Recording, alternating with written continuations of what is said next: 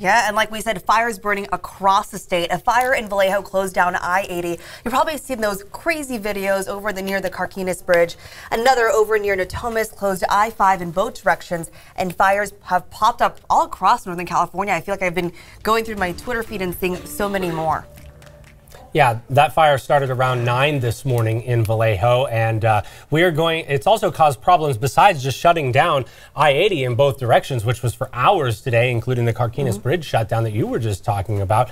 It also burned portions of the Cal Maritime Academy right against the water there. The flames literally burning right down to water's edge. We thought that the bridge might have been part of the fire. Yeah. There were some of these angles where you couldn't tell. Is the bridge actually involved? And you can see the fire is on both sides of the highway in this shot right here. Anyone who's taken the drive to San Francisco from here in Sacramento knows exactly what we're looking at right here. This is that bridge that you go over.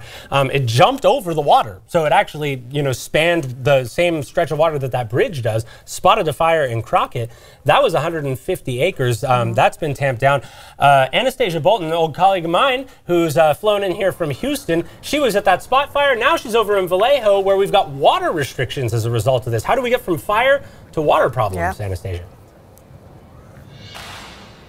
So what happens is the folks in Vallejo explained to me is that the fact that the power is turned off, not exactly where I'm standing, and I'll explain why I'm here in just a second, but at least 40% of Vallejo doesn't have any power, and because of PG&E power outages or turning off the power, as you've mentioned, they are unable to treat raw water, so that goes into people's homes, and so they are asking, the City of Vallejo is asking all of its residents, which is more than 100,000 people, to restrict their water usage. What does it mean? You cannot water outside, they're saying, and you have to limit your use of water inside. That means shower, flushing the toilet, doing the dishes, all of that. How long that's going to go on? Well, they're not able to say yet because they're waiting for PG&E to turn on the power. So why am I here?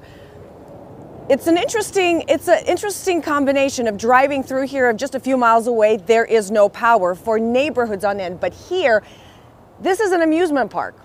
And there are people, I could hear them screaming, having fun. Obviously, you can see lights on and things are working. We are in an area where there are lights. So across the street from this particular amusement park are fairgrounds for the city of Vallejo. And on the property of the fairgrounds is a cell phone charging booth or a tent, whatever you want to call it. And people have been coming to that area, to the tent across the way from the amusement park to charge their cell phones. Because again, if you go a couple of miles in either direction, it is completely dark. So dark, no water for the foreseeable future. Vallejo saying that, listen, we're trying to get a large generator so we can process the water, the raw water into people's homes. But again, no timeline for when that might happen. So darkness and a little bit of light and fun. I mean, it's just a little bit of both here. Anastasia, that's really interesting, the little juxtaposition that you've got right there.